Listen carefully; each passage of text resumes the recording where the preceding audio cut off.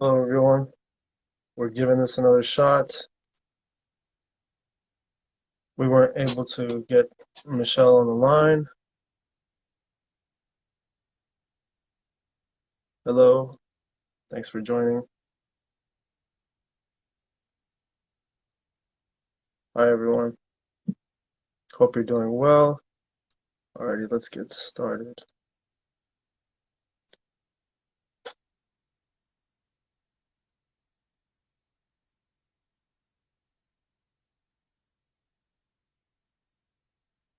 Hello. Hi, Gino. Thank you guys for the support.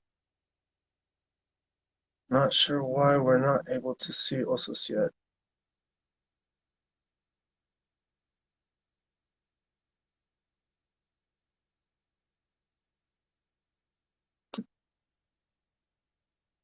Hi, Omar, Alrighty. can you hear me?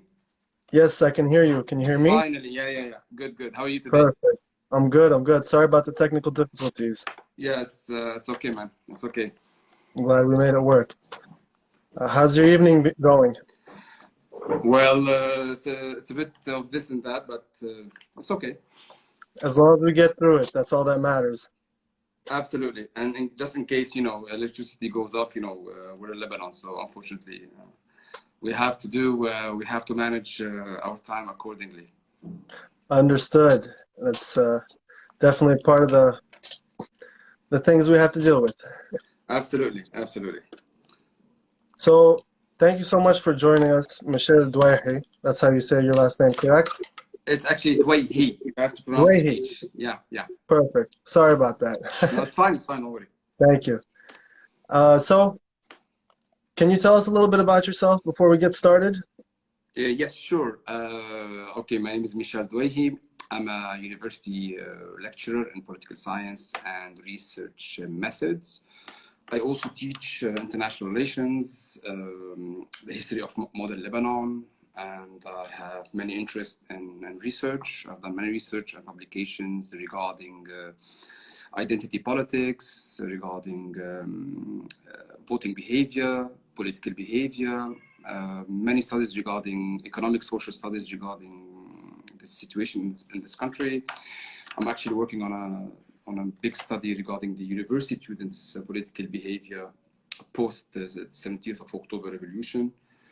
So I'm a fusion of this, the academic research side of things, if you want, and then at the same time, I've been involved in politics for many years now, and I like to think of myself as being a fusion of both this political activism, sort of, and my background, my academic background and research. It's pretty awesome. Good. I like talking to people who have great experience and expertise in the field, and it's a pleasure to have you with us. The pleasure was all mine. Thank you. So, I've asked similar questions with another candidate. I'm sure you know Shadin. You guys are both from Usus. Yes. Yeah. She's a very good friend And and a colleague, yeah. yeah, she was actually outstanding. It was great to have her as well, and now I'm excited to have you here with us. Excellent. So obviously things have been going way before October 17, the revolution, 2019. But can you tell us what inclined you to be a part of the October 17 revolution? Sorry? Can you tell us what made you join the October 17 revolution? I mean, the thing is, with the 17th of October revolution, it's this very specific moment in the Lebanese political history. It's not the start of something. It's actually the result of many policies, whether it's on the economic side of things, or on the political side of things, whether it's the behavior of the political class since the end of the civil war in 1990. I mean, this culmination of all that led to a specific time where on the 17th of October, it was actually more than a bit. It was too much for the Lebanese people to continue living with decency in this country. So they took the street and they said, enough is enough. We want change. So in that sense, the 17th of October is a very critical yet historical date in terms of political awareness, in terms of engaging politics, in terms of new practices when it comes to the profession of politics, how we see things, how we actually design our policies, how we actually try to sell them, to promote them. So it was a mixture of all these, if you want, processes. I mean, I like to think of the 17th of October, October Revolution as many processes all happening at the same time. So it's not one process, actually. You know, you have regions outside of Beirut because, historically speaking, Beirut has been the center of politics since the establishment of Lebanon in 1920. For the first time, we really felt that region outside of Beirut, in the north, in the Bekaa, in the south, in Mount Lebanon, actually re-engage in politics. So 17th of October have been a massive, a very high level of corruption, okay? Led to the fact that we Lebanese discovered a system in place where we have the political class slash sectarian leaders with the central bank plus commercial banks. Actually, they built a system for the 30 years at the expense of the Lebanese people. And that led us Lebanese people to say, okay, we went to the bank one day, we couldn't find our money. The money wasn't there anymore. Politics, as you know it, changed. The security situation changed, and we witnessed gradually the collapse of the Lebanese economy and all aspects of social life, actually. I'm sure we're going to have time to talk about that. So it's always keep in mind, I mean, as a researcher, I like to think it's many processes all happening at the same time. I can agree with that. Actually, it was unbelievable to see that many people taking the streets at that time. And you're absolutely right. It's a very historical moment. Hopefully we can bring that energy back in the future. Well, I mean, the thing is, we're trying to recreate this spirit, sort of, while really mobilizing people to go out there and vote on the 15th of May 2022. And this is not an easy job, Omar, taking into consideration the fact that we are all sort of sad and depressed in this country because of what happened. Our way of living has changed dramatically. Security situation, as you know it, access to services, whether it's medical, education, you name it, all sorts of sectors, practically inexistent. So to motivate people to go out there this Sunday on the 15th, actually, and to vote is going to be a major player for the opposition forces. How, and this is the question, how we actually engage people and ask them to go out there and queue on Sunday night, on the 15th, sorry, and then vote for opposition groups. And this is a massive work. And I'm sure you know, it's part of the campaigning, right?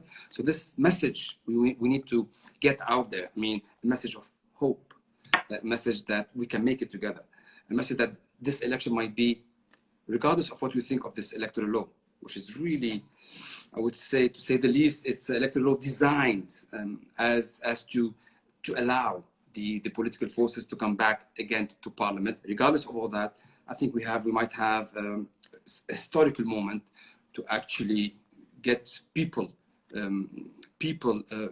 reformists, right? Who have their mind clear on things when it comes to the real problem of this country, rooted not only in the corruption and the economic side of things, but only the political side of things and the role of Lebanon and how this country needs to be managed. So this message needs to go out there. We need to door to door. We need to engage people. We need to tell them you are part of this process. I mean, we as potential candidates, we might put ourselves out there, but then again, it's a joint forces between these new political parties / groups and people actually believing that there is hope. And this is very important and crucial for the coming 3 months, I would say. Absolutely. Thank you for the details. So, speaking of political parties, is OSOS movement considered a political party? OSOS is considered as a political group, right? It's considered as a political group aiming at wanting, if you want, to become a political party. We'll see. We have a big workshop after the elections to try to see where we stand, right? How we do things, and then potential avenues for expanding.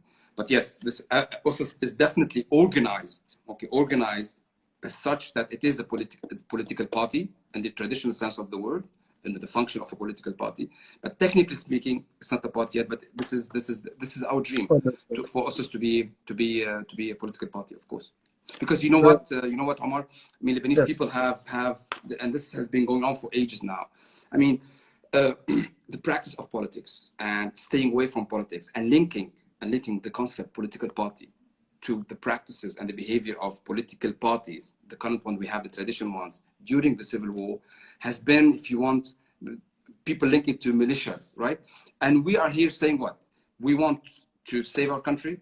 We need political parties. It is healthy for democracy to have political parties, but operating as political parties, and not as sectarian political parties / militias. So this is very important, and it is part, if I might say so, of the process of regaining politics, of reframing how we understand politics, and try to introduce new concepts. Well said. So what made you join USUS movement? What, drove you to joining the party or, the group, the organization? I mean, prior to establishing USUS, I mean, USUS started as in my hometown of Sagarta. Prior to that, we had an experience in 2016 where we set up a list that actually run against the current forces in our hometown for the municipalities. And since then, we actually learned throughout the way about our town to start with, about how to deal with politics, how to practice politics. And then after that, the moment we actually, for a few years, we acted, and this is something actually quite interesting and new to us. I mean, back then, we acted as a shadow municipality government, sort of, where we tried to highlight the mistakes of the municipality in place back then. That said, and then the 17th of October moment happened. Then people, I mean, my friends, myself in Zagarta, and we took the streets in Tripoli. We also took the streets in Beirut. We brought it all together. It was a gluing kind of political moment where we said, you know what, this is the time to have something established, well organized, okay, disciplined in terms of politics in our hometowns. And this is how USUS was actually built after this sequencing of events started 2016, then shadow government, then 17th of October, and now we are USUS. Well, actually, because I'm expecting that you're going to ask us, the next question is, USUS played a role in with other groups in other kaza, in Arabic we say qada, right? The Bshari, Bashroon, Kura, so to make it all happen, and we created and established Shamalna. Thank you for leading me to my next question.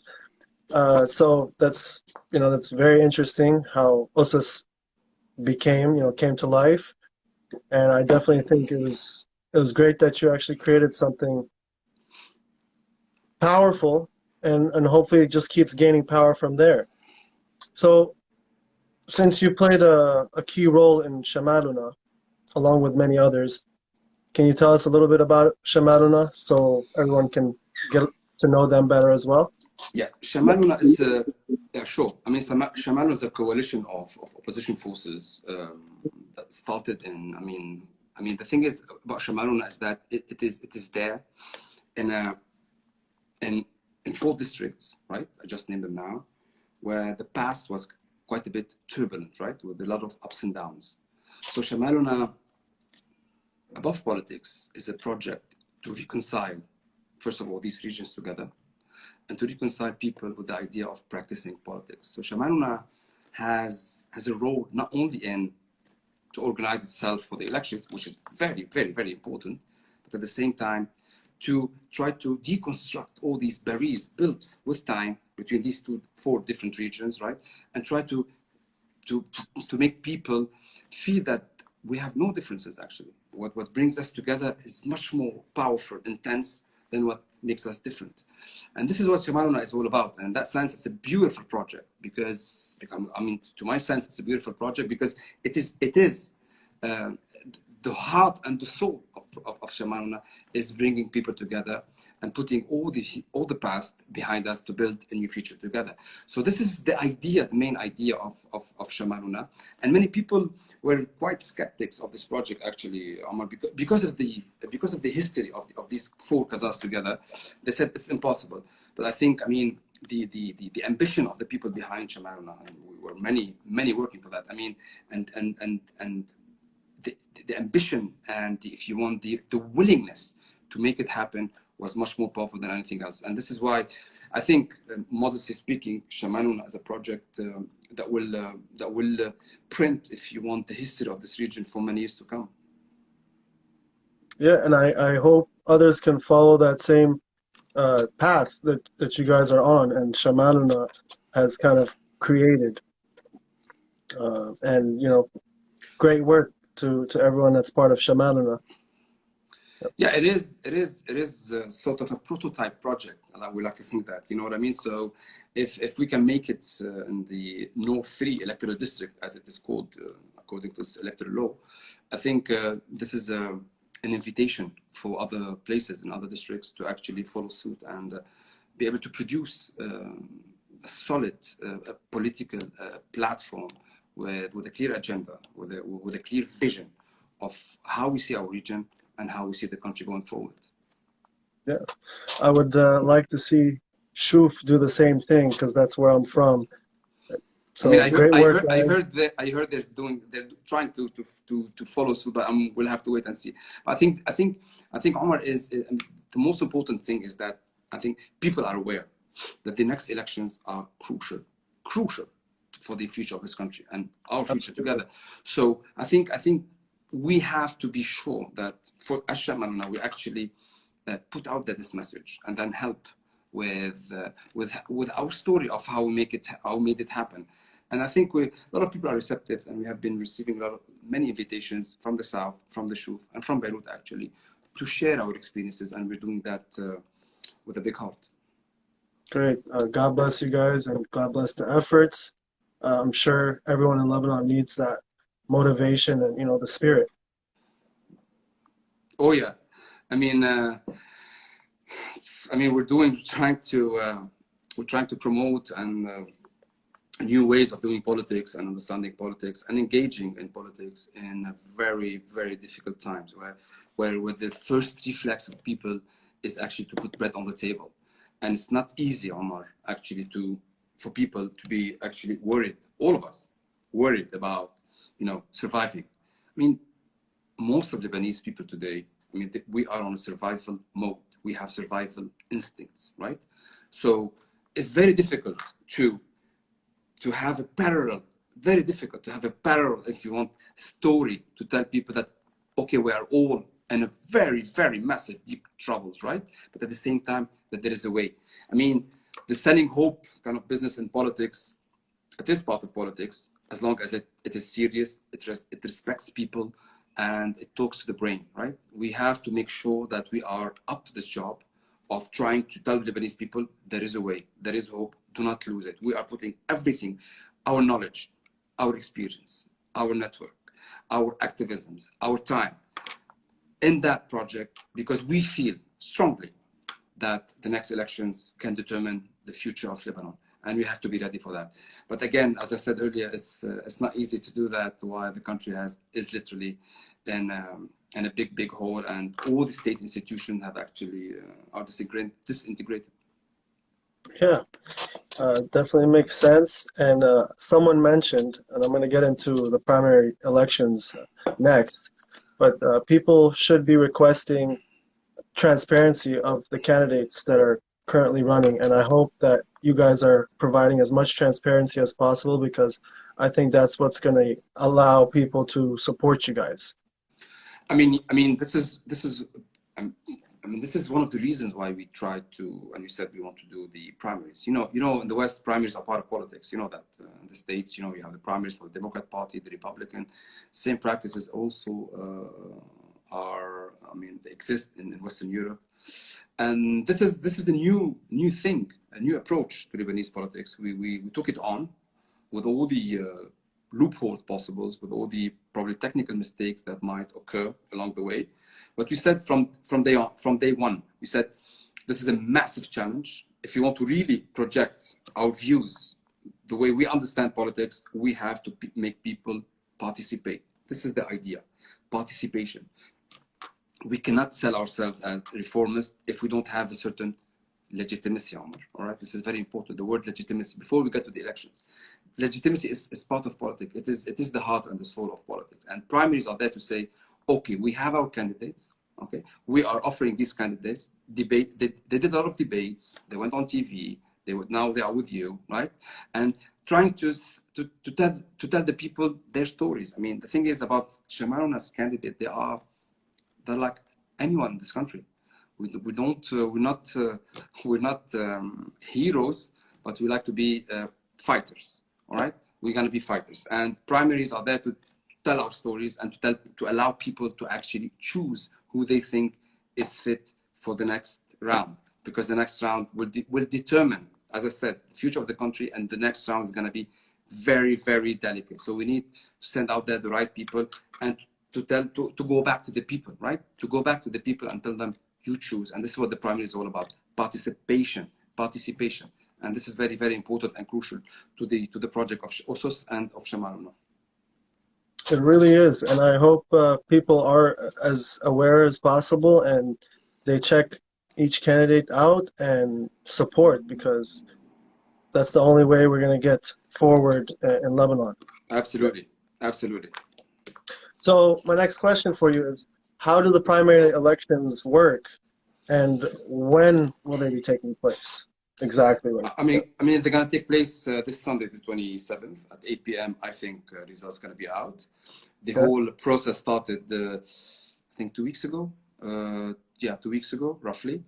You have actually two settings. The first thing is that you have people from the GAs, so the General Assemblies of each of these groups that actually formed Shamaruna, nominating people. And then you had teams from these 4 groups also asking people who are not members of Shamaruna, because this is inclusive, it's not exclusive, right? We want people to feel that they have a sense of ownership of the project, and this is very important, even if they're not part of Shamaruna. So we try to have a wide, if you want, big margin to allow people to be part of this project. So nomination first, then we have a vetting committee, vetted the profiles, the CVs, the criminal records, and so on and so forth. And then after passing this, if you want, step of the vetting, it goes to debate, it goes to candidate actually exchanging ideas, and then we have the vote on the 27th. So this Sunday and 48 hours. So it's right around the corner. Oh yeah. We're going to wake up to some good results, I hope, and I wish you guys best of luck with that. Thank you. That's very sweet of you. I mean, people would choose who they think is fit for this job. Yep. Absolutely. Absolutely. Totally. So can you tell us a little more about the political vision of the organization? I believe OSOS's political vision. Yeah, I mean, I think that to be honest with you, Omar, the vision of Shamaruna, to start with, because this is the coalition, and OSOS is part of this coalition, and the paper that has been written and drafted as a vision, OSOS contributed to it. I mean, the thing is, we feel at this critical time of our history, we need to be practical, we need to be pragmatic, and we need to be goal-oriented, right? So we have signaled from day one in our paper, political paper, that the problem in this country is having organized weapons outside of state institutions, without handling, without targeting, without saying it out loud, that with this presence of these weapons, organized weapons, linked to a foreign country, in that case, Iran, we cannot actually try to rethink, if you want, how we imagine our country. Having said that, we also believe that this is not the only reason why we exist, and this is not the only topic we want to put forward in the elections. We want to say, we're courageous enough to say, you know what, guys, we need to rethink the economy. The economy has collapsed. We need to rethink how we understand what is the best economy to have.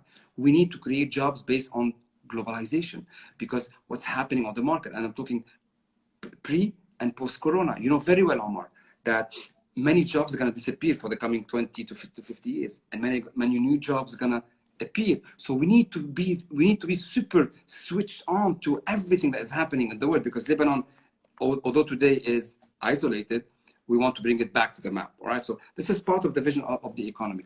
Obviously, on the political level, we need to establish and introduce a healthy political life. We need political parties to actually engage in debate, promote ideas, go on TV, to talk about their programs, the agenda. This is the only way to have a healthy democracy. This is not happening today. This has not happened for ages in this country. We are trying to if you want, to reintroduce this practice, because it's very, very important and crucial. Having said that, the vision is, on the political side, regional side, we need to build out the country. We need to build the country again. We need to regain, if I might say so, state institution. This is why we need to bring in new parliamentarians to the state institution. We believe this change can only happen from within, okay? And this is very, very, very important.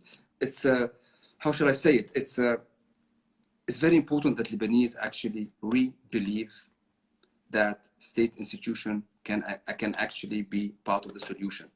And this is what also we're trying to promote. So rethinking the economy based on the malfunctioning of this economic system. This is a system, Omar, that we have been fighting for the last 30 years at least, okay? It's not, we cannot qualify it as being liberal or neoliberal or influenced by this economic ideology or that one. No, what has been established and been fighting and actually led to the destruction of this country is actually, we have what we call the oligarchy, right? We have powerful militiaman plus powerful ruling business class, banks, insurance, infrastructure, right? All of them in one system, trying actually putting, I mean, dividing the economy of Lebanon in sectors, and basically giving one another many leeways to put their hands on this sector or that sector. This is how the Lebanese economy has been managed, and this is why Shamaluna has also answers to this problem. So we are actually reshaping the way we understand everything, all the major concepts, and this is also very difficult in this day and age because of what's happening to us on a daily basis, which, as I said earlier, it is the primal instinct. If you say that we need to survive now, we need to survive. So a lot of challenges, Omar. Oh, I believe it, and I see it in front of my eyes, and I'm sure you guys, being inside of Lebanon, you're feeling it every day. So I praise you guys for what you're doing, and I hope we can definitely be part of this change with you guys. Yes, I mean, we need you. We need the Lebanese living outside to actually raise awareness that there is a massive political fight that's going to happen on the 15th of May in all districts, not only in North 3. In all districts, there is a fight, and we have young men and women who are up to the job, and they're doing everything they can, literally, when it comes to the program, when it comes to putting themselves out there, right? But engaging, networking, doing the door-to-door in the most difficult times ever, right? So we need support. Of course, we need support. So we need the diaspora to mobilize more, to engage more, and Absolutely. to actually help us in reaching out, because this is a massive fight. This is probably the most important fight of this country since establishment in 1920. This is far more important what happened than what happened from 1975 to 1990. Here, guys, we're talking about a massive uphill battle. We need to bring in new parliamentarian to the parliament, and on the 16th morning, the Monday, we need to see new faces, because these new faces will actually bring hope. And when we bring hope, we can build on that. From that, we can actually re-engage, okay, and come back stronger. We need 10 members of parliament minimum, because they can do so many things together. And if you can bring 15 and 20 and 30, because I don't want to be a dreamer. I'm a realist when it comes to politics. This electoral law has been designed, or is designed, or the people who thought about it, is to serve the purpose of the political class. So no dreams there, but a lot of dream and hope that you can actually bring a decent number of parliamentarians that can actually challenge the political class from inside the parliament, and actually, and this is very important, play a role in the presidential election in October 2022. So a lot of things at stake here, okay? A lot of things at stake. This is the start of building this is the first rock, if I might say so, that will help us rebuild Lebanon. So yes, we need the diaspora. Yes, we need everybody to put their hand out there and help us. And exactly what you said. You need decent candidates. You need decent people to join. And with that, I mean, we need more transparent candidates who will actually work for the people, not just, we don't want just new faces inside of parliament, which I believe that's what you're saying. When you said decent, it kind of made sense there. But I want to highlight that because that's really what we need right now. New faces that actually are going to work for the country and the people. Yeah, I mean, because historically speaking, Omar, I mean, the role of a parliament, of the parliamentarian had been to act as intermediary between the people they represent and state services. So they are the kind of brokers between both. What we're trying to say is that no, a parliamentarian should legislate, should monitor, should hold people accountable. This is what we're trying to promote also. For Lebanese, all of us, to remember what's the role of a parliamentarian. For the last 100 years, the parliamentarian has not been parliamentarian. Everybody knows that. They've been brokers between these two things I just mentioned now. We need to bring back the role of parliamentarians to parliamentarians, and this is what we're going to do.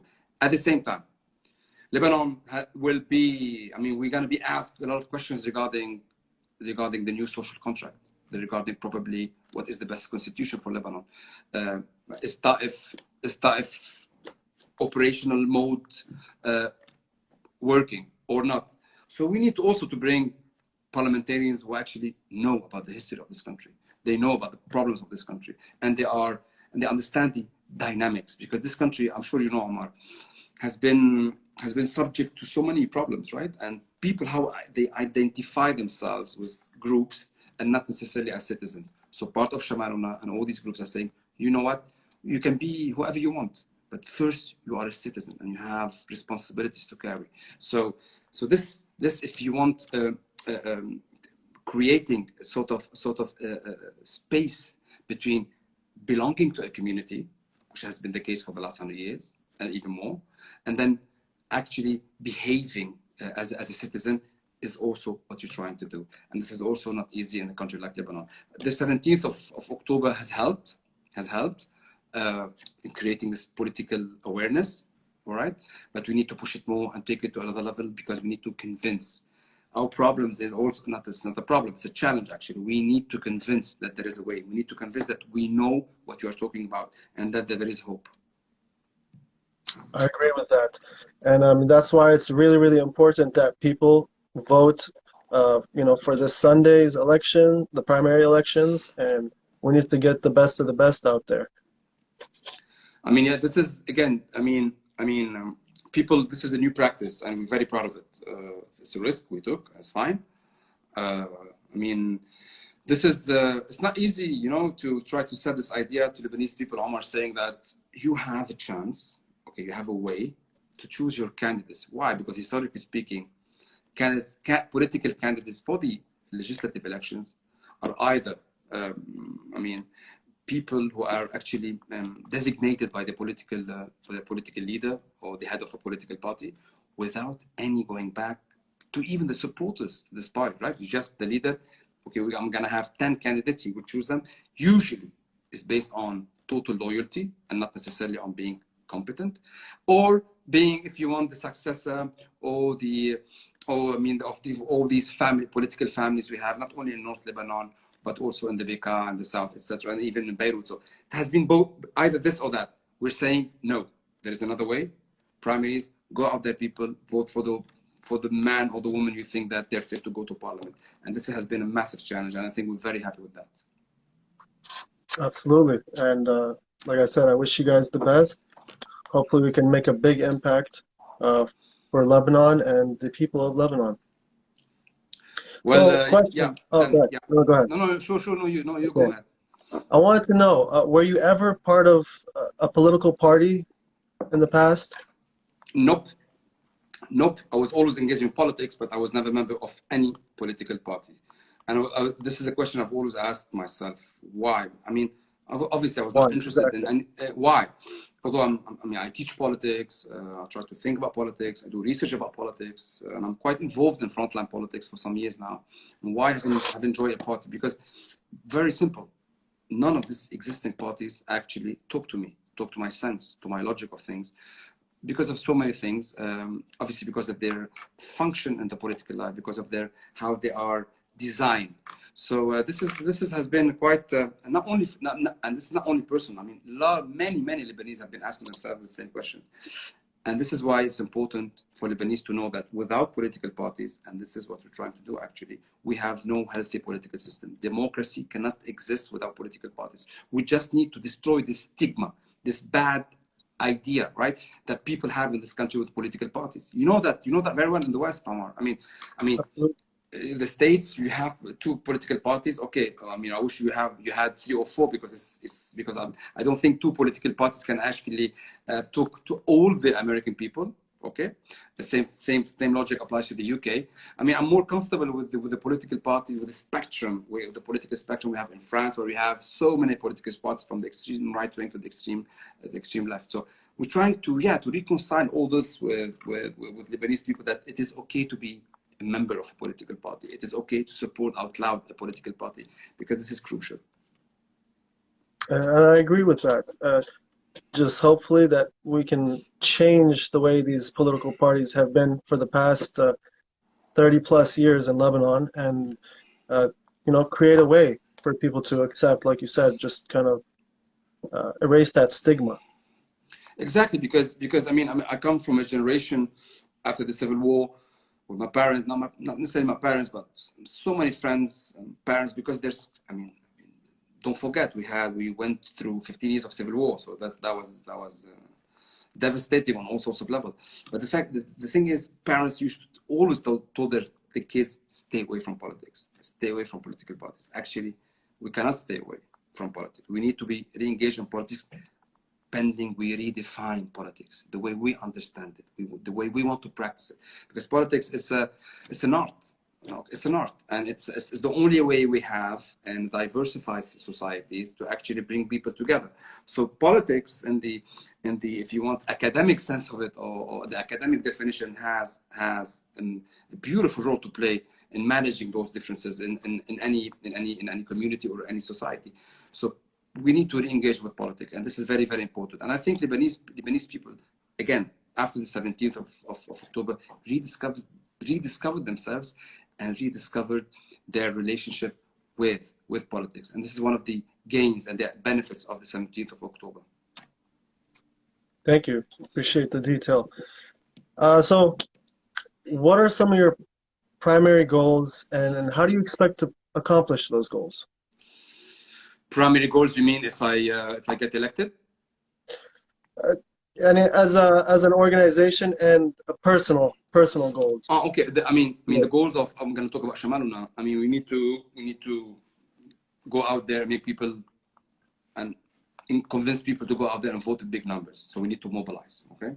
Gotcha. And we're going to do everything we can so that thing happen. Okay, on the 15th of May, Omar.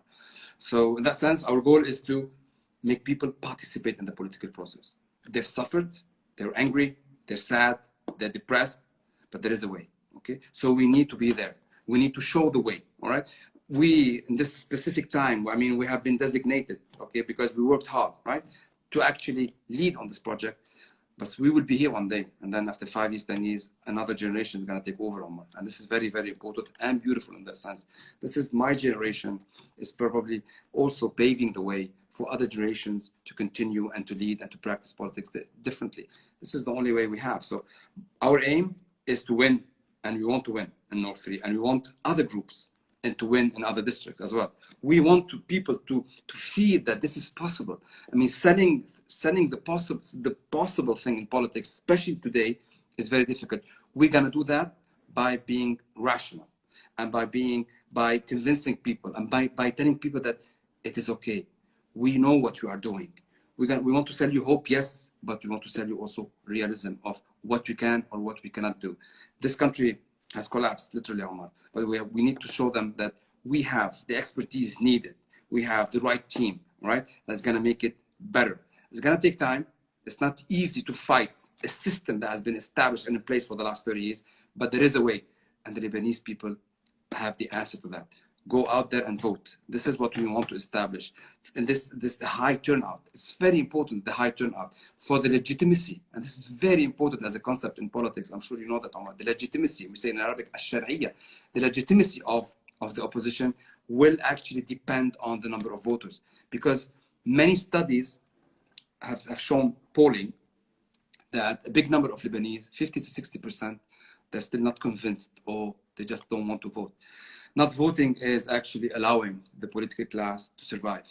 As simple as that, all right? So please, people, we might not be your perfect, ideal platform. It's okay. We are ready to listen.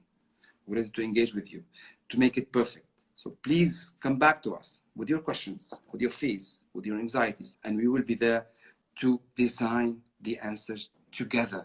We cannot do it alone. We need you. All right. So please come out and vote. Not voting is a gift, right? Is a free gift actually for the political class that destroyed the country to actually survive and be part of the parliament, and hence forming the new government and electing the new president and gaining legitimacy again, and forcing the West, Omar, to actually deal with them because they are legitimate. So we need to take that legitimacy out, and we can only do it together. Absolutely. And as you said, we need people that actually want to listen and, work with the people. So the fact that you said that actually speaks volumes, and I hope people are going to be hearing this over and over. And that's going to be one way to gain their support, is actually listening to the people. Absolutely. And working with them. Absolutely. Absolutely. So we touched on Shamaruna's goals. What are your personal goals? Of course, if elected, we're going to talk about that, but what are some of your primary goals that you could tell us briefly? First of all, I mean, I'm a candidate on Sunday, so I'm gonna wait for the results like all other candidates, and then I just wanna say also to all other candidates that I mean, they're all they have all my respect and admiration for the courage they have shown, for the seriousness they have shown during this primary campaign.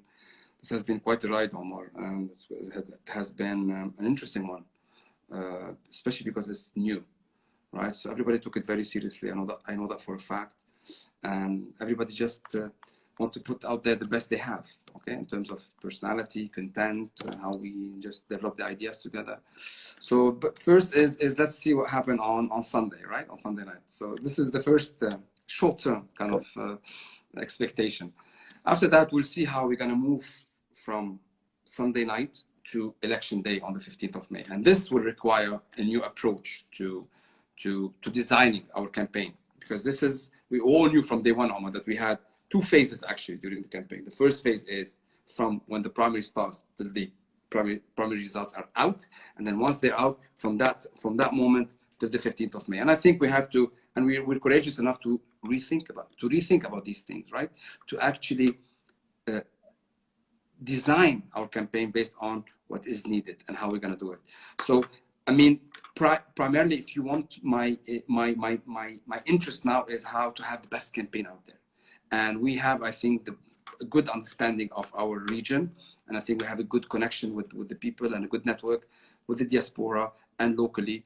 So we're going to do everything we can, literally everything we can within our resources, within our best of our knowledge and capacities to be ready for that. And I think we're going to be ready for that. I'm very, very hopeful.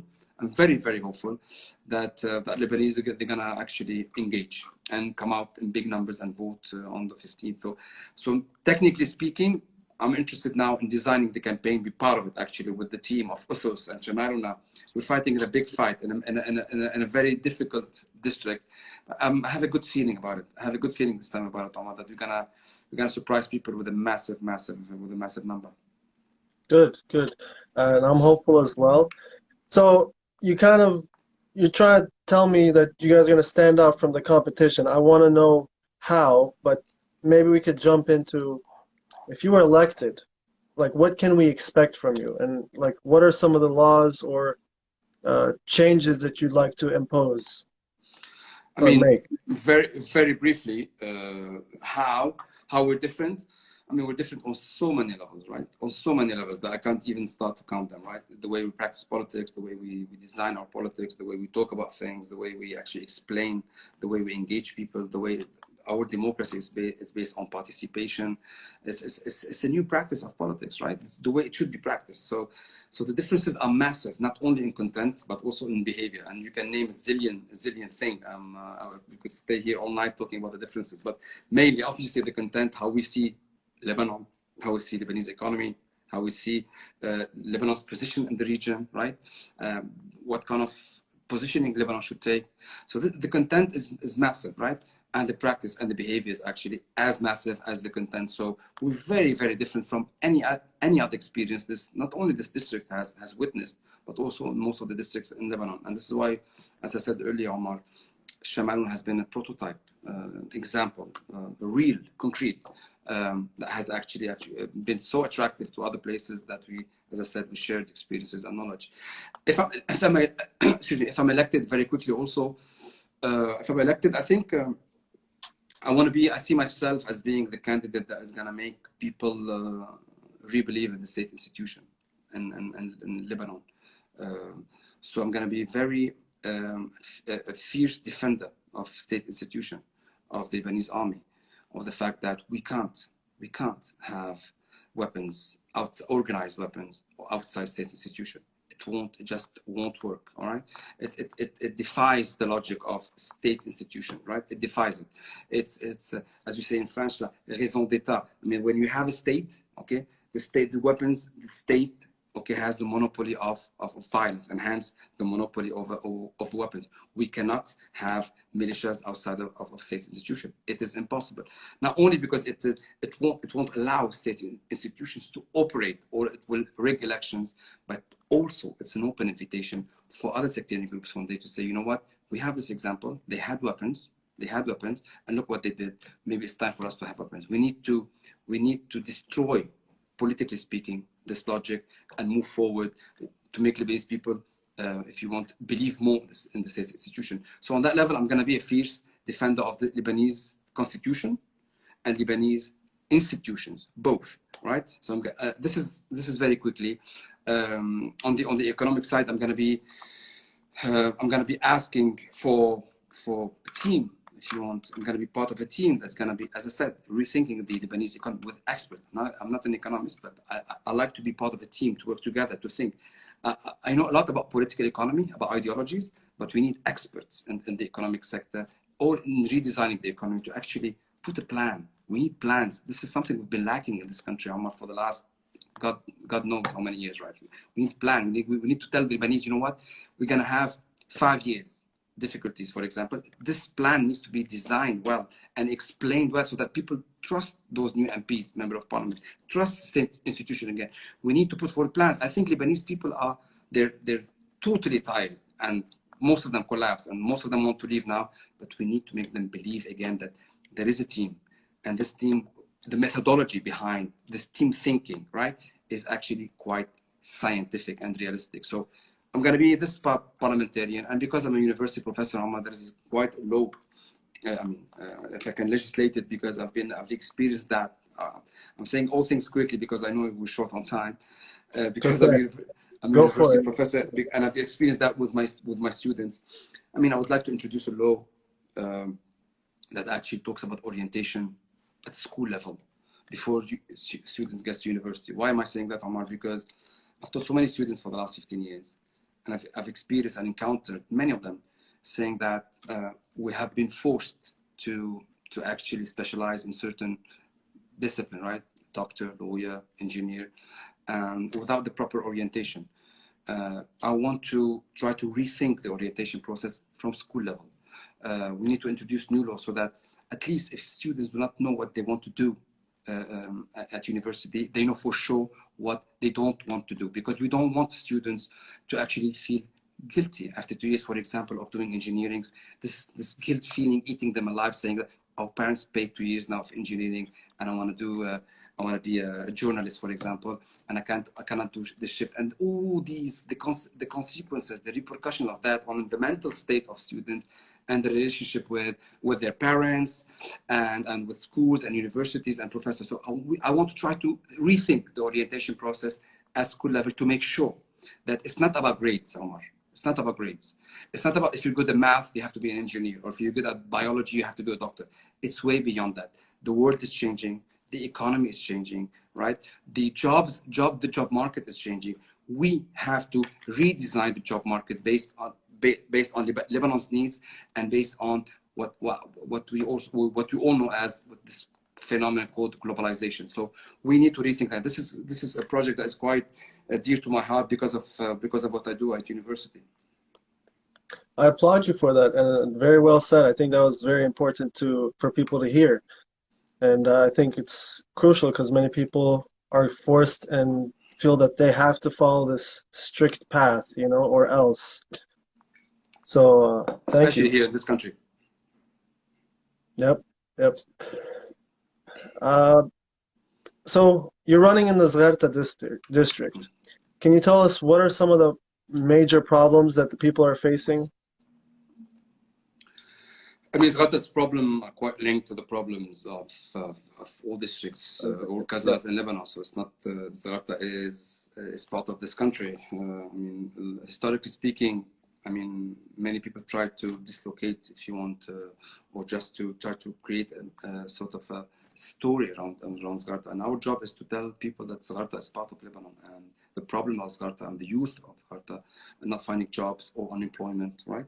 And I'm not only talking about staying put in Zgharta, which is lovely, but also trying to find jobs either in Tripoli or in Beirut or traveling.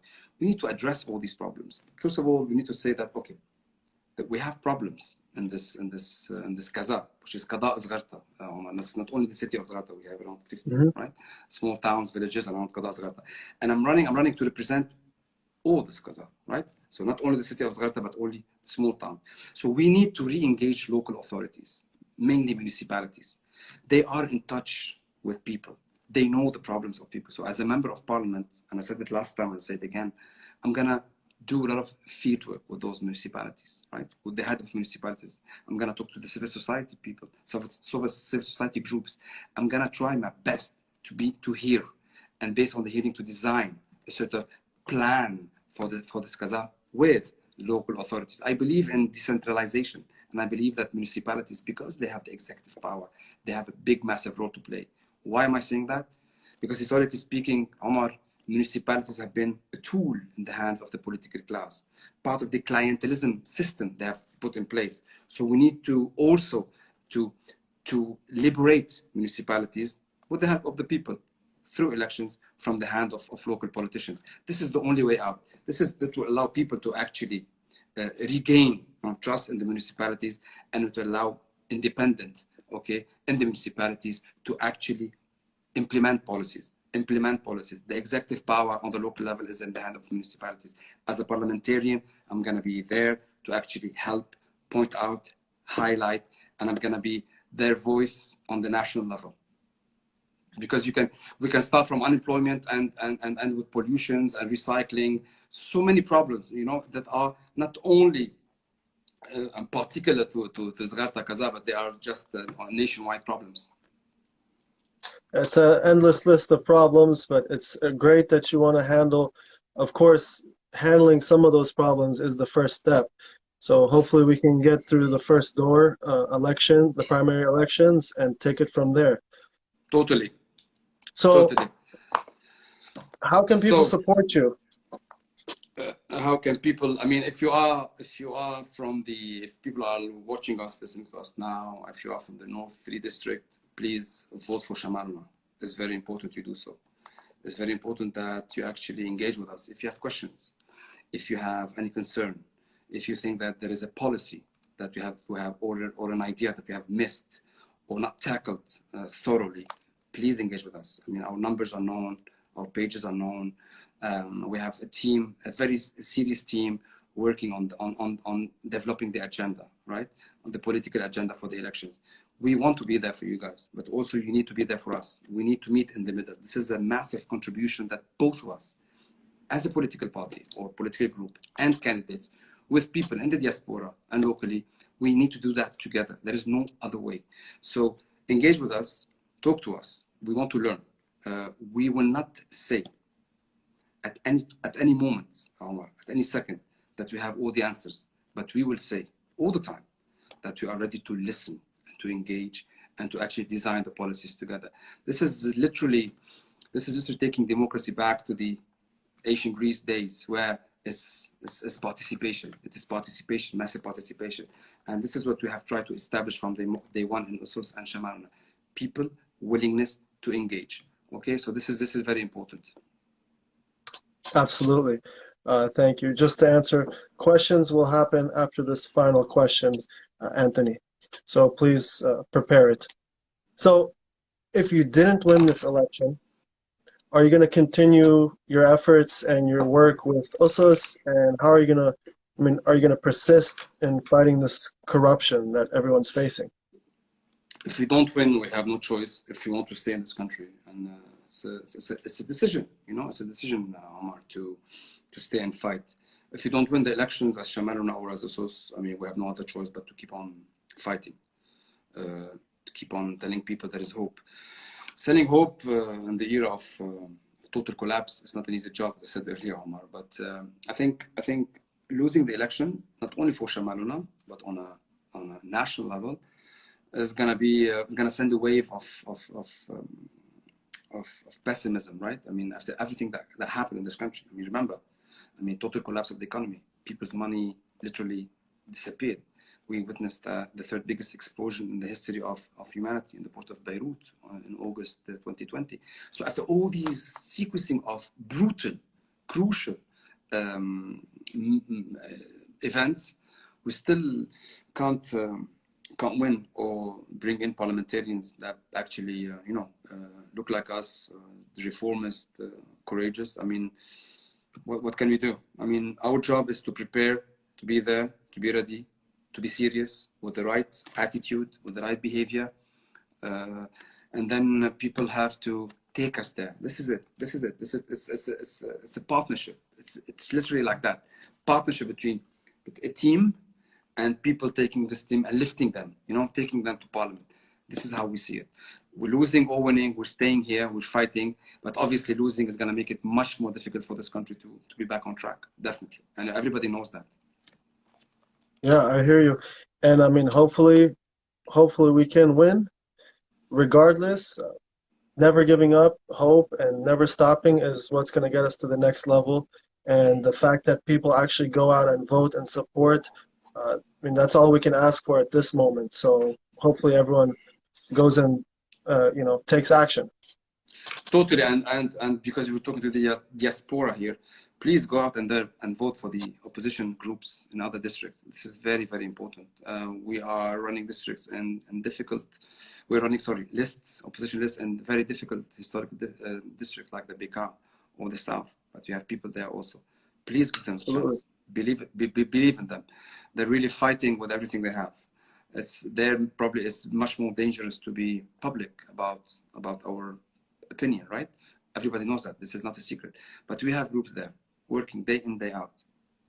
Protect them. Yeah. Be there for them. It's very, very important. It's mainly the South and the Bekaa. And obviously in all other districts as well, it's very important to engage and we try to vote for opposition groups like Shamaluna or like any other groups. This is very, very important, Omar. Absolutely. Thank you so much for sharing that. And I agree with you. We definitely need to support others like yourself and Shadin and different organizations that have other candidates that are willing to do good work. Can we open it up for questions? Yeah, how many minutes do we have? Because we have another meeting. Few minutes. We'll take this question.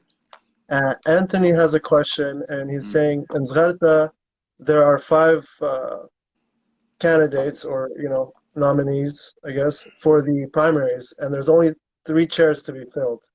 Okay, fair. However, in Sharri and Batroun, there are a number of chairs to be filled, and the same as Murad. So basically, Anthony is saying that how can you have primaries if we have only 2 candidates and we have 2 seats? Is that it? And then he's talking about other districts, I believe, and his final thing. Well, you can continue off of that. Then he has an addition after that, the same as the Murad Hanin. I don't know how to pronounce that. for the Okay. primaries. How do you explain that? Can you take a look at his question really quick? I mean, It's at the bottom.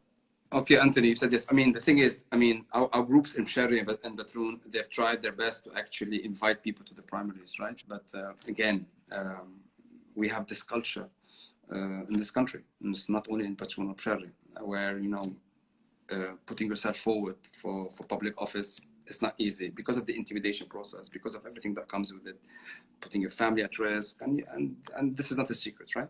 So we have this. We need to also handle this and tackle this and just tell people. Of course, there are intimidations. Of course, there will be pressures. Of course, running for public office in this country is a dangerous business. We all know that. The political history of this country is the biggest witness we have. But again, these are crucial and very important times. So they've tried their best to invite people. They just couldn't. They couldn't find, or people just apologized. In Zgharta, we were lucky enough to find 5. We have 3 seats. So we'll see. This is why we have a proper primary election on Sunday. So we'll see. We'll see what will happen. I mean, I think we have something we call the threshold. It means we, even in districts where we have 2 seats and we have 2 candidates for the primaries, these candidates need to get at least 25 or 33% of the votes to be able to be eligible to go through to the next level. So yes, although there are only 2 and the seats are 2, primaries are occurring and happening. Thank you so much for answering that question. We have another question, and we'll try to make it quick before you give us a little conclusion, last word. Sure. So what are in case there's no election in May, they delay it for any reason, what are your plans after that? I think we have to, and this is a possibility. I mean, the political class is really, I mean, they're not super excited about this elections. I mean, they feel and they hear, the anger of the people. I'm not saying we're going to have a massive number of MPs. I wish that happened, but we have to be realistic. But even a small number of MPs, they're not willing to tolerate that. They're not willing to tolerate that because these MPs will actually make if they play the role correctly, they will actually help in demystifying, if I might say so, the whole system. They will help in the disintegration of the whole system, right? So the 2026 election is going to be the crucial one. But we need the 2022 to be a serious event. That said, yes, the political class is actually thinking probably, yes, they want to postpone the elections or try to find ways to cancel it. I think the Western pressure on them not to do that is actually what is if you want, putting them at a place where they're uncomfortable because they want to do this election. Having said that, all indicators are negative, meaning the independent committee to look after the elections is not semi-functional. Money for the logistics for the election day is not there yet. The electoral law itself is designed to help them. I mean, the rhetoric, the narrative, they all gonna sing during elections and the campaign, and 3-4 days before the election is in place as well. Intimidation campaigns are there, pressure on the candidates are there. So all the signs are negative, but again, this is a massive uphill fight, as I said earlier, and we have to be there. In case they cancel it, I think if we can take the streets, although Lebanese are tired, extremely tired, and actually, you know, how things are in Lebanon today, I think we have to do everything we can so that elections do take place. Even if taking the streets or do something else, we have to nationally design the opposition forces to put forward a strong message that we need the elections to happen. Okay, thank you. I appreciate that. Now, briefly, I'm going to just make a little announcement for everyone that's watching, because a friend of ours would like to make this clear for everyone. So, obviously, primaries and whoever gets elected doesn't guarantee that these people are going to be clean or not corrupt, etc. So, we definitely encourage that people do their own research on these people and check their backgrounds, as you know, we recommend for everyone. I'm sure you guys did your vetting as well, but it's crucial that everyone knows not everyone's clean. And as we could see in Lebanon, it's been the case for many years. But this is Lebanon is a small village, Omar, so secrets are very hard to keep, right? And I think we have done. I think we've done our homework as people, Shamaruna and Usos, that we have tried to put forward the best candidates out there with the best expertise, good CVs. They know what they're talking about. To create this transition from the situation we're in to a better place. So we are actually in the fight for the transition period, and this is very, very important. It's very important to be honest with the Lebanese, to tell them the following: we might not have all the answers, all the magic recipes for all the problems of this country, but we are there to actually do a difference, to listen, to promote ideas, right? To engage with ideas, to design ideas, to help this country get back on track. Okay, this is very, very important, whether it's on the economy, whether it's socially, whether it's politically, whether it's with the problem of the arm outside the state institution. We need to have answers, all right? And answers will help us gain trust. And when we have the trust, the economy can breathe again. So we have a series of things we need to do. I mean, solidifying, rethinking about the banking sector structure because of the current one implication in the corruption level at the unprecedented level, right? We need to rethink about the banks because banks are important for the economy to be operational, right? We cannot have a negative attitude to banks, but we have a super negative attitude towards the current banks. We need to this consolidation, rethinking about banks in terms of how we're gonna do business together with banks, because it's not normal, Omar, for according to the World Bank or the IMF, I forgot, inside Lebanese houses we have between $4 to $7 billion. These money should be in the banks. Okay, we need to gain trust again. We need, if you want to have Lebanese trust the system again, not only on the public level, but also on the private level, because this fusion of private and public for the last 30 years have been so intertwined and so linked together in so many ways that we actually lost track of what each component of the economy is actually doing. So we need to get back to the basics of things, and this is one of the reasons why our group in Zart is called Usus. So going back to the basics. Thank you so much for that. I really appreciate that. And I appreciate your time, Michelle. If there's any last words you'd like to share before you go on to your next meeting, I'm sorry we held you back. No, it's fine. First of all, Omar, thank you so much. It has been a great pleasure. Thank you for having me on this podcast. I've really enjoyed it. I just want to say to the diaspora, to everybody who's listening to us, I mean, give us a chance, guys. Give us a chance. Vote in big numbers. Go out and vote. If you can come to Lebanon on the 15th of May, a week before, to help the groups, regardless of where you come from, which district, come here. We need support. We need the positive vibes. This is a massive fight. Okay, we're gonna be ready. We're gonna have the right tools, the right attitude, the right behavior to actually make a difference. We just need, and we believe in hope, and we're very super positive people. Again, this is a massive fight against a system that is really, really closed and glued in a way that is, we need to find, in French we say fissure. We need to find small places where we get into it. Once we get into it, we're gonna try to make it break. So, but we need help. We need commitment, and we need the diaspora to be there for us as well, because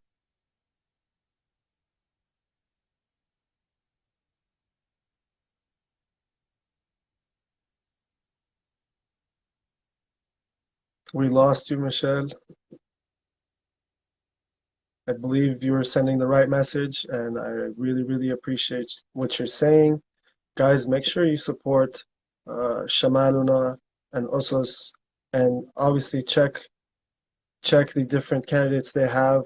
The primaries are going to be done this Sunday. The results should be out, so if you have a chance, please be sure to support. I don't think we're going to get Michelle back at this moment. But regardless, it was great to have him, and I appreciate everyone that joined and tuned in. Thank you guys so much for your support, and be sure to vote this time around because we need your support, whether you're inside or outside of Lebanon. That is key. Do not lose hope and take action. Thank you guys so much. I appreciate your attendance, and we'll see you. If you guys have any questions, do leave it in the comments once we post this video, and I'm sure they will take their time to answer. Have a good one, good night, good afternoon, and good morning to you all. Bye.